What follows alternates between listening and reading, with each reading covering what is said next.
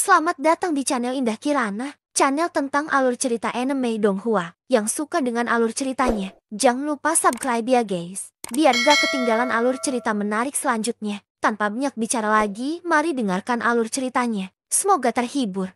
Bab 406. Di atas langit yang cerah, angin sepoi-sepoi bertiup, menyegarkan hati seseorang. Matahari yang terik bagaikan api, melepaskan cahaya menyilaukan yang menerangi seluruh dunia. Saat Xiaoyan menyerap api surgawi ke dalam tubuhnya, suasana tegang antara langit dan bumi juga menghilang. Di atas kehampaan, Xiaoyan memegang pedang penghancur Xuan berat di tangannya. Dia mengangkat pandangannya dan menatap tetua berjubah emas di seberangnya. Melihat ekspresi percaya diri di wajah pihak lain, Xiaoyan tidak bisa menahan diri untuk tidak sedikit mengernyit. Setelah beberapa napas, dia menarik napas dalam-dalam, menatap tetua itu, dan perlahan berkata, "Karena senior mengatakan bahwa ada cerita lain di balik ini, maka tolong ceritakan kepada kami tentang itu." Melihat Xiaoyan masih memiliki ekspresi hati-hati, tetua berjubah emas itu tersenyum tipis. Setelah itu, tatapannya mendarat pada Xiaojin yang berada di bahu Xiaoyan. Baru kemudian dia menatap Xiaoyan dan berkata, "Sebelum itu, lelaki tua ini berharap agar kamu dapat menyerahkannya sementara kepada lelaki tua ini." Sebelum suara tetua itu memudar, Xiaoyan segera mengerutkan kening.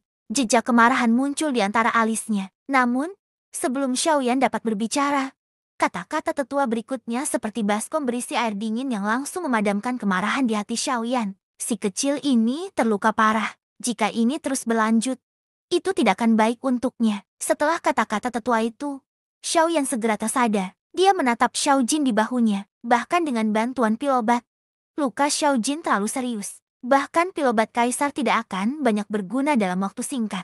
Melihat Xiaojin di bahunya dan kemudian melihat tetua berjubah emas yang telah mengulurkan tangannya, Xiaoyan masih tidak berani mempercayakan Xiaojin kepada tetua itu tanpa khawatir. Melihat ini, tetua berjubah emas itu segera mengerti dalam hatinya. Dia sedikit mengernyit. Tatapannya juga dipenuhi dengan kekhawatiran ketika dia melihat Xiaojin. Setelah ragu-ragu sejenak, dia mendesah pelan dan mengalihkan pandangannya kembali ke Xiaoyan. Dia mendesah pelan dan berkata, "Baiklah, karena kamu tidak mempercayai orang tua ini. Orang tua ini tidak keberatan. Namun, luka-luka si kecil ini memang perlu dirawat tepat waktu. Jika tidak, kemungkinan besar itu akan berdampak besar pada fondasinya. Dilihat dari auramu, kau seharusnya seorang alkemis. Bagaimana kalau begini? Orang tua ini punya pil nirvana di sini. Aku akan memberikannya kepadamu terlebih dahulu. Jika kau mempercayainya, yang terbaik adalah memberinya pil itu. Jika kau tidak mempercayainya, maka luka-lukanya hanya bisa dikesampingkan sementara." Saat suaranya memudar, tetua itu melambaikan tangannya dengan lembut. Seberkas cahaya langsung melesat ke arah Xiaoyan. Xiaoyan ragu sejenak sebelum menerimanya di tangannya. Membuka telapak tangannya. Sebuah botol giok bertatahkan pola emas terletak di telapak tangannya. Suhu samar ditransmisikan darinya ke telapak tangan Xiaoyan, menyebabkan dia tanpa sadar mengangkat alisnya sedikit. Bahan botol giok ini tidak biasa. Itu benar-benar mampu mempertahankan suhu pil obat di dalamnya tanpa menggunakan energi eksternal apapun, menyebabkan pil obat di dalamnya berada dalam kondisi paling sempurna. Hanya dari titik ini saja, orang bisa tahu bahwa identitas lelaki tua ini pasti jauh lebih tinggi dari apa yang dibayangkan Xiaoyan. Dengan santai menyeka lapisan energi yang menyegel mulut botol, aroma obat yang kaya segera naik dari dalam seperti awan. Itu dengan santai berubah di depan Xiaoyan. Pada akhirnya, itu benar-benar samar-samar berubah menjadi demon Phoenix. Setelah itu, di bawah tatapan Xiaoyan yang agak heran, hanya hal ini saja sudah cukup membuktikan bahwa pil obat dalam botol giok itu luar biasa. Terlebih lagi, dari aroma obat yang kaya ini, Xiaoyan dapat menebak dalam hatinya bahwa kualitas pil obat ini kemungkinan besar akan melampaui pengetahuannya saat ini.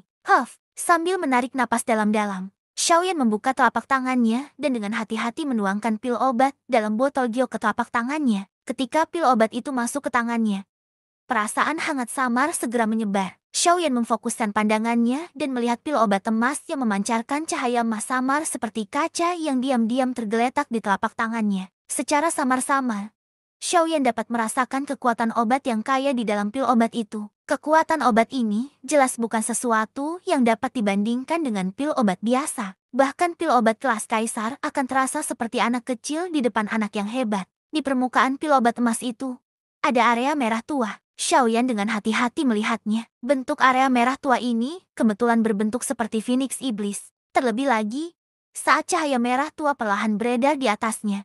Sepasang sayap itu benar-benar tampak mengepak, menyebabkan Xiaoyan memiliki ilusi aneh. Di bawah pemeriksaan cermat Xiaoyan, dia tampaknya telah merasakan jejak aura yang familiar dari pil obat ini. Garis keturunan Iblis Phoenix. Ini adalah garis keturunan Demon Phoenix dari suku Heaven Demon Phoenix. Pada saat ini, ekspresi di mata Xiaoyan tiba-tiba membeku. Wajah pucatnya tidak bisa tidak mengungkapkan keterkejutan yang dalam. Sulit untuk membayangkan bahwa pil obat di depannya benar-benar mengandung kekuatan garis keturunan suku Heaven Demon Phoenix. Orang harus tahu bahwa sebagai eksistensi tertinggi di dunia binatang ajaib, suku Heaven Demon Phoenix juga berdiri di puncak benua.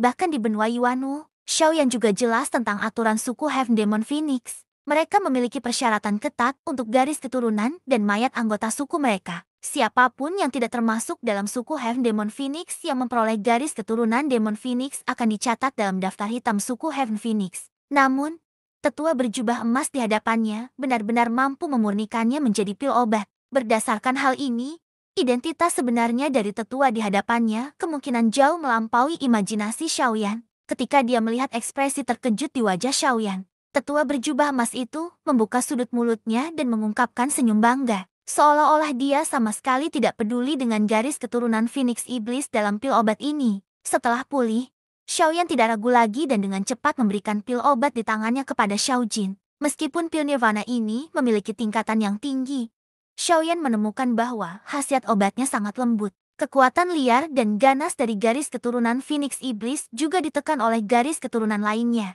Hal ini menyebabkan mata Xiaoyan berkedip. Setelah Xiaojin menelan pil obat tersebut, cahaya keemasan samar segera melonjak keluar dari tubuhnya dan melilit tubuh Xiaojin yang berlumuran darah. Seketika, Xiaoyan melihat dengan jelas bahwa luka-luka di tubuh Xiaojin pulih dengan cepat pada kecepatan yang terlihat oleh mata telanjang. Meskipun tidak dapat pulih sepenuhnya, pil itu masih beberapa kali lebih efektif daripada pil obat tingkat kaisar milik Xiaoyan. Sulit untuk membayangkan pil tingkat apa yang dimiliki pil Nirvana ini. Dengan kecepatan pemulihan yang mengerikan, tingkatan pil obat ini setidaknya tingkat 4. Wajah pucat Xiaoyan akhirnya menampakkan senyum yang meyakinkan ketika dia melihat Xiaojin dengan cepat pulih dari luka-luka di dalam tubuhnya. Seketika, dia sekali lagi mengangkat kepalanya dan menatap lelaki tua berjubah emas di sisi lain. Kali ini, wajah Xiaoyan tidak lagi seserius sebelumnya. Dari tindakan tetua berjubah emas, pihak lain dengan tulus ingin menyelamatkan Xiaojin dan tidak memiliki motif tersembunyi. Dengan demikian, ini sudah cukup bagi Xiaoyan untuk memperlakukannya dengan hormat. Xiaoyan menangkupkan kedua tangannya dan membungkuk kepada lelaki tua itu. Namun, ketika lelaki tua itu mengangguk dan tersenyum, Xiaoyan mengangkat pandangannya. Kedua matanya terfokus pada yang terakhir. Kilatan berkedip dalam pupilnya yang hitam pekat. Dia segera membuka mulutnya dan berbicara dengan suara serius. Tetua, jika tebakanku benar, tetua seharusnya anggota suku Naga Void kuno. Ekspresi lelaki tua berjubah emas di sisi berlawanan Xiaoyan tanpa sadar menjadi sedikit terkejut setelah kata-katanya terdengar. Segera, dia membuka mulutnya dan tertawa dengan sikap tidak berkomitmen. Sepasang mata tua yang keruh menatap Xiaoyan. Keduanya saling bertukar pandang dan memiliki pemahaman diam-diam. Bab 407. Xiaoyan sudah merasakan sesuatu di hatinya saat pertama kali melihat lelaki tua berjubah emas ini tadi. Lagi pula, tubuh Xiaoyan juga mengandung sedikit garis keturunan naga. Selama seseorang dari suku naga ada di depannya, aura garis keturunan yang familiar itu akan membuatnya bisa langsung merasakan identitas pihak lain. Tentu saja, ada kemungkinan juga Xiaoyan telah menghabiskan kekuatan garis keturunan naga Phoenix di tubuhnya sebelumnya, menyebabkan Xiaoyan saat ini samar-samar merasakan sesuatu. Oleh karena itu, hatinya tidak yakin tentang identitas lelaki tua ini. Demikian pula, lelaki tua berjubah emas di depannya juga merasakan jejak garis keturunan naga Phoenix di tubuh Xiaoyan sekilas. Selain itu, dia yakin bahwa garis keturunan naga memang ada di dalam tubuh Xiaoyan. Kehangatan tanpa sadar muncul di hati Xiaoyan setelah memastikan identitas lelaki tua itu. Perasaan seperti ini seolah-olah dia telah bertemu keluarganya. Xiaoyan selalu memiliki kesan yang baik tentang suku Naga Void kuno, terutama saat ia memikirkan Zian. Rasa kasihan yang tak dapat dijelaskan muncul di hatinya. Namun, tak lama kemudian, senyum muncul di wajah Xiaoyan saat hatinya seakan memikirkan sesuatu. Dalam sekejap mata, senyum yang baru saja muncul di wajahnya lenyap sepenuhnya. Sebaliknya, dia menunjukkan ekspresi ketakutan saat melihat lelaki tua berjubah emas itu. Baru pada saat inilah Xiaoyan bereaksi. Bagaimanapun, ini bukan benua Doqi. Meskipun lelaki tua berjubah emas di depannya ini adalah anggota suku naga Void kuno, mereka belum pernah bertemu sebelumnya. Siapa yang tahu jika lelaki tua berjubah emas di depannya ini akan mengenali bahwa garis keturunan di dalam tubuhnya bukanlah garis keturunan naga biasa. Sebaliknya, itu adalah garis keturunan naga terkuat, garis keturunan naga Phoenix. Begitu dia mengenalinya, Xiaoyan mungkin akan menjadi musuhnya jika dia memiliki pikiran jahat dan ingin mengambilnya kembali. Mengesampingkan manfaat yang dibawa garis keturunan naga Phoenix kepada Xiaoyan, fakta bahwa itu diberikan kepadanya oleh Xiaoyan berarti dia tidak akan membiarkannya diambil begitu saja. Jika lelaki tua berjubah emas di depannya benar-benar ingin mengambil paksa garis keturunan naga Phoenix, maka Xiaoyan pasti akan membuat pihak lain meninggalkan sesuatu, meskipun ia harus mempertaruhkan segalanya hari ini. Namun, saat pikiran Xiaoyan sedang kacau, lelaki tua berjubah emas di seberangnya tampaknya telah melihat kekhawatiran di hati Xiaoyan. Ia langsung terkekeh dan berkata sambil tersenyum, "Hahaha, nak, apakah kau benar-benar meremehkan lelaki tua ini? Apakah kau pikir aku orang yang sok tahu seperti burung-burung berbulu campuran dari suku Phoenix Iblis Surga itu? Selama kau tidak membunuh anggota klanku dan mengambil mereka dengan paksa, aku tidak akan mau repot-repot mengambil mereka kembali." Saat kata-katanya jatuh, lelaki tua itu menyipitkan matanya dan menatap Xiaoyan dengan tatapan yang dalam. Mendengar ini,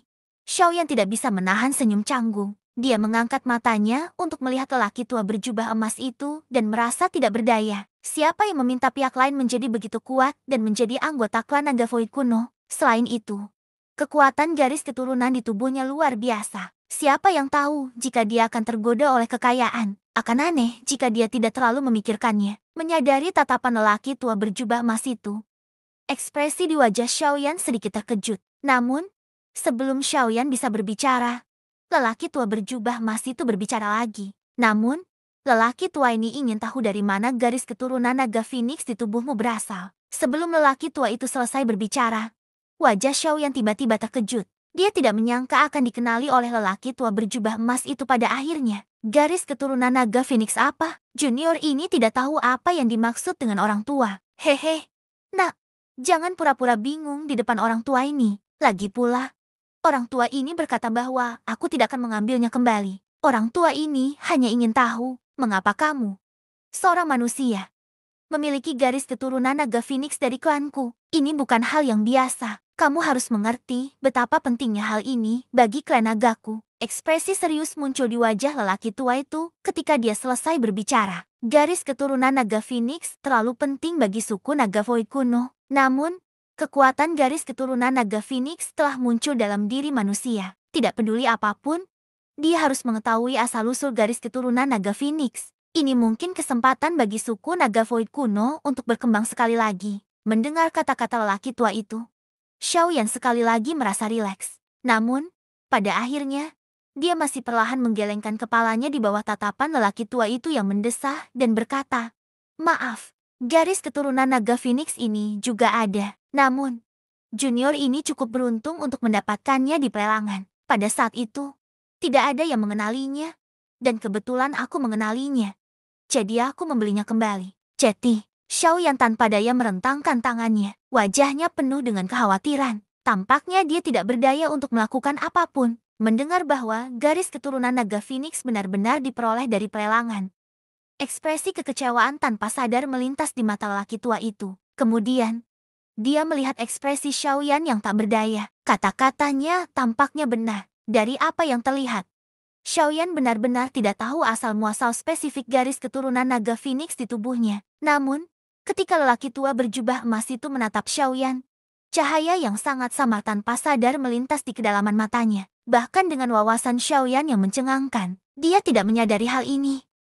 Kalau begitu, lelaki tua ini tidak akan mempersulitmu. Jika kamu tidak dapat menemukannya, biarlah. Namun sebelum itu, lelaki tua ini masih berharap agar Anda dapat menyerahkan anak kecil ini kepada lelaki tua ini dan membiarkan lelaki tua ini membawanya kembali. Mengganti topik pembicaraan, tatapan lelaki tua berjubah emas itu sekali lagi tertuju pada Xiaojin. Sepasang matanya yang keruh dipenuhi dengan ekspresi yang sangat bertekad. Tidak peduli Epi pun, Xiaojin adalah tujuan perjalanannya. Terlepas dari garis keturunan di tubuh Xiaoyan, Ia harus membawa Xiao Jin pergi. Bahkan Xiao Yan tidak dapat menghentikannya dalam hal ini. Mendengar kata-kata lelaki tua itu, Xiao Yan sekali lagi mengerutkan kening. Ia menatap Xiao Jin yang bercokol di bahunya, lalu menatap lelaki tua itu. Ia tidak dapat menahan diri untuk bertanya. Senior, tubuh asli Xiao Jin hanyalah 9 petir emas misterius. Ini tampaknya tidak berhubungan dengan klan naga Void kuno. Kan? Namun, mengapa senior harus membawanya pergi? Pria tua itu membelai jenggotnya dengan satu tangan dan mengangguk pada Xiao Yan sambil berkata, kau benar, tubuh aslinya hanyalah 9 petir emas misterius. Petir itu tidak dianggap kuat di antara semua petir. Namun, ada dua hal tentang dirinya yang tidak dimiliki petir lain di dunia ini. Xiao Yan mengangkat alisnya dan dengan cepat memikirkan sesuatu. Tepat saat Xiao Yan mengerutkan kening dan berpikir, lelaki tua berjubah emas itu berbicara lagi dan menunjukkan jalan yang benar untuk Xiao Yan. Perbedaan antara lelaki kecil ini adalah bahwa ada juga garis keturunan naga Phoenix di tubuhnya. Meskipun tidak banyak, lelaki tua ini dapat menebak bahwa itu seharusnya melewati tubuhmu. Xiao Yan tertegun sejenak sebelum dia segera memahami hal ini. Dia telah mengalami banyak pertempuran hebat di masa lalu. Selama kurun waktu itu, Xiao Yan telah banyak berdarah. Mungkin saat itulah Xiao Jin secara tidak sengaja menelan garis keturunan naga Phoenix di tubuhnya. Namun, ini hanya salah satu alasannya. Lelaki tua berjubah emas itu mengatakan bahwa ada dua hal tentang Xiao Jin yang berbeda dari petir lainnya. Lalu, apa hal kedua? Melihat ekspresi bingung Xiao Yan, lelaki tua itu terkekeh. Dia terdiam, tetapi tidak mengatakan yang sebenarnya. Sebaliknya, dia tersenyum dan bertanya kepada Xiao Yan, wah, tahukah kamu apa yang paling dikuasai oleh klan naga Void kuno? Ekspresi wajah Xiao Yan sekali lagi terkejut ketika mendengar pertanyaan yang tidak relevan ini. Tepat saat dia hendak membuka mulutnya, Xiao Yan tampaknya tiba-tiba memikirkan sesuatu. Dia tiba-tiba mengangkat kepalanya dan menatap lelaki tua berjubah emas itu dengan wajah terkejut. Begitu, senior, apakah Anda mengatakan bahwa Xiao Jin memiliki kemampuan bawaan dari klan naga Void kuno dan dapat dengan bebas melakukan perjalanan melalui kehampaan? Bab 408. Xiao Yan segera memahami setelah lelaki tua berjubah emas itu mengisyaratkannya. Selain itu, Xiao Jin memang telah melepaskan kecepatan yang menakutkan, yang bahkan mengejutkan seorang Dodi elit untuk menyelamatkannya sebelumnya. Kecepatan semacam itu bukanlah gerakan teoritis. Sebaliknya, itu adalah metode untuk berpindah melalui ruang. Itu mirip dengan jalan kekosongan besar Xiao Yan, yang memungkinkannya untuk langsung melintasi ruang. Ini adalah kemampuan bawaan dari suku naga kekosongan kuno. Ketika dia memikirkan hal ini, Xiao Yan segera mengingat gumpalan kekuatan ruang yang memiliki beberapa kecerdasan yang telah ditelan Xiao Jin ketika dia baru saja tiba di benua Yuanwu. Jika seseorang harus memberikan penjelasan yang masuk akal untuk kemampuan Xiao Jin melintasi ruang, hanya titik ini yang bisa menjelaskan semuanya. Ya, benar. Tepatnya dua titik ini. Kekuatan garis keturunan. Kemampuan bawaan dari suku naga kekosongan kunoku. Dengan kombinasi keduanya dan tubuh aslinya sebagai naga petir, makhluk kecil ini sudah menjadi anggota suku nagaku. Haha, pria tua itu tertawa sementara Xiao Yan mengerutkan kening dan berpikir keras. Kata-kata yang keluar dari mulutnya tampak cukup puas dengan identitas baru Xiao Jin. Hatinya juga dipenuhi dengan kegembiraan karena hal ini. Namun, Xiao Yan tanpa sadar mengerutkan kening ketika mendengar kata-kata ini. Terlepas dari perubahan apa yang terjadi pada garis keturunan di tubuh Xiao Jin, atau kemampuan apa yang dimilikinya, dia tetaplah Xiao Jin di mata Xiao Yan. Dia bukanlah seseorang yang bisa ditentukan begitu saja oleh orang lain. Kata-kata lelaki tua di depannya telah menyebabkan kemarahan sekali lagi muncul di hati Xiao Yan. Tetua, mungkin Xiao Jin adalah anggota sukumu di matamu. Namun, di mata junior ini, dia adalah kerabatku. Identitasnya tidak dapat ditentukan hanya dengan satu kalimat darimu. Xiao Yan mengerutkan kening dan berbicara dengan lembut kepada lelaki tua berjubah emas itu. Ekspresi di wajah lelaki tua itu tanpa sadar terkejut ketika dia mendengar ini.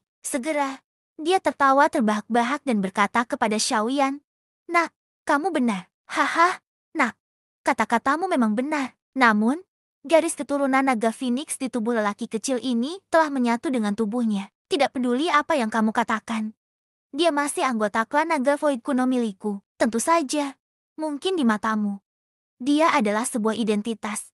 Tetapi di mataku, dia adalah identitas lain. Ini tidak penting. Tetapi yang penting adalah masa depan anak kecil ini tidak terbatas. Mata Xiao Yan mengeras. Tanpa sadar, dia merasa sedikit terkejut dengan kata-kata lelaki tua itu. Lelaki tua itu terkekeh saat melihat ini. Kemudian, dia membuka mulutnya lagi dan berkata sambil tersenyum. Hehe, hehe, Nikla nagaku. Ada makam 10.000 naga. Ini adalah tempat di mana anggota klan naga Void kunoku dimakamkan setelah mereka meninggal. Ini berisi kinaga terpadat dari klan naga Void kunoku. Menggunakan kinaga ini dapat merangsang kekuatan garis keturunan naga Phoenix hingga tingkat tertinggi, sehingga memungkinkan kecepatan kultivasinya meningkat pesat. Selain itu, tubuh aslinya adalah 9 petir emas misterius. Setelah dia berubah, kecepatan kultivasinya akan cukup untuk berdiri di puncak benua saat ini. Aku percaya bahwa dalam waktu kurang dari 50 tahun, akan ada tempat baginya di seluruh benua ini. Mendengar ini, Xiaoyan tidak bisa menahan rasa malu. Meskipun 50 tahun terdengar seperti waktu yang lama, itu bukan apa-apa di mata para kultivator seperti mereka. Terutama mereka yang telah mencapai level kaisar setengah langkah. Tidak ada waktu dalam kultivasi bagi kaisar setengah langkah biasa. Bahkan pelatihan pintu tertutup akan memakan waktu 100 tahun. Namun, ini mungkin tidak dapat meningkatkan kekuatannya banyak. Dari sini, dapat dilihat bahwa hanya 50 tahun bukanlah apa-apa bagi seorang kaisar setengah langkah. Namun, hanya 50 tahun yang tidak berarti apa-apa di mata seorang kaisar setengah langkah sudah cukup bagi Xiao Jin untuk menjadi ahli tertinggi di benua ini. Ini adalah kesempatan baginya. Lagi pula, jika Xiao Jin terus mengikuti di sisi Xiaoyan, bahkan Xiaoyan tidak dapat menjamin tingkat kekuatan Xiao Jin yang akan dicapai dalam 50 tahun ke depan. Dia tidak mungkin mengabaikan masa depan Xiao Jin untuk apa yang disebut keluarga ini. Memikirkan hal ini, Xiaoyan tidak bisa menahan diri untuk tidak mendesah pelan. Dia memiringkan kepalanya dan menatap Xiao Jin di bahunya. Matanya menunjukkan ekspresi enggan. Nak, aku mengerti bahwa kamu tidak tega berpisah dengannya. Jika tebakanku benar, dia dapat dianggap sebagai satu-satunya keluargamu saat ini. Orang tua itu menyipitkan matanya. Mata emasnya menunjukkan cahaya yang bijaksana dan berpandangan jauh ke depan. Ada beberapa hal yang tidak ingin dia katakan, tetapi dia telah melihatnya sejak lama. Terkadang, bahkan benda kecil dapat mengungkapkan identitas seseorang. Di mata lelaki tua berjubah emas itu, Xiaoyan persis seperti itu. Mendengar kata-kata lelaki tua berjubah emas itu, Xiaoyan mengungkapkan ekspresi heran sekali lagi. Orang tua itu sebenarnya telah menebak ini. Hal ini membuat Xiaoyan merasa heran, dan pada saat yang sama, keraguan perlahan muncul dari lubuk hatinya. Namun, pada akhirnya, dia masih mengerutkan kening dan mengangguk. Dia menatap lelaki tua berjubah emas itu tanpa berkata apa-apa. Aku mengerti bahwa kamu tidak sanggup berpisah dengannya. Namun, ada hal lain yang perlu kamu fahami. Lelaki tua itu mendesah pelan. Matanya yang berlumpur menatap lurus ke arah Xiaoyan saat dia berbicara lagi. Anak ini memiliki potensi yang luar biasa. Anak kecil ini memiliki potensi yang luar biasa. Begitu ia tumbuh dewasa, tidak ada seorang pun di seluruh benua yang dapat menandinginya. Namun, prasyarat untuk itu adalah ia harus tumbuh dewasa. Kau seharusnya mengerti apa yang kumaksud, kan? Xiaoyan mengangguk. Dia tentu saja mengerti makna di balik kata-kata lelaki tua berjubah emas itu. Tidak perlu membuktikan bakat kultivasi Xiao Jin sebagai 9 petir emas misterius.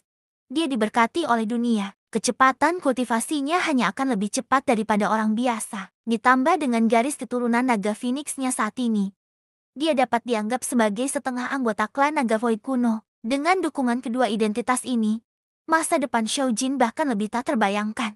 Tentu saja, kultivasi Xiao Jin sangat tinggi. Namun, jika dia tidak dapat mempertahankannya selama proses kultivasi ini, masih ada risiko dia akan mati sebelum waktunya. Secara khusus, Xiaoyan saat ini menghadapi segala macam musuh. Dia bahkan tidak bisa melindungi dirinya sendiri. Jika dia terus menjaga Xiao Jin di sisinya, jika sesuatu terjadi pada Xiaoyan suatu hari, mustahil bagi Xiao Jin untuk bertahan hidup. Xiaoyan tidak dapat melukai dirinya sendiri dan Xiao Jin pada saat yang sama. Dia tidak dapat melakukan hal seperti itu.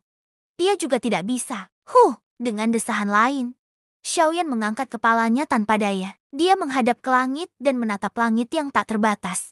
Hatinya dipenuhi dengan keengganan. Sekarang, sepertinya dia hanya bisa tanpa daya mengusir Xiao Jin. Xiaoyan tersenyum pahit. Dia merasa sangat melankolis. Pada akhirnya, semua ini karena dia tidak memiliki cukup kekuatan. Kekuatan? Ini kekuatan lagi. Suara Xiaoyan serak saat dia bergumam dengan sangat enggan. Tangannya yang putih perlahan mengepal di balik lengan bajunya saat seluruh tubuhnya gemetar tak terkendali. Bersambung ke bab selanjutnya.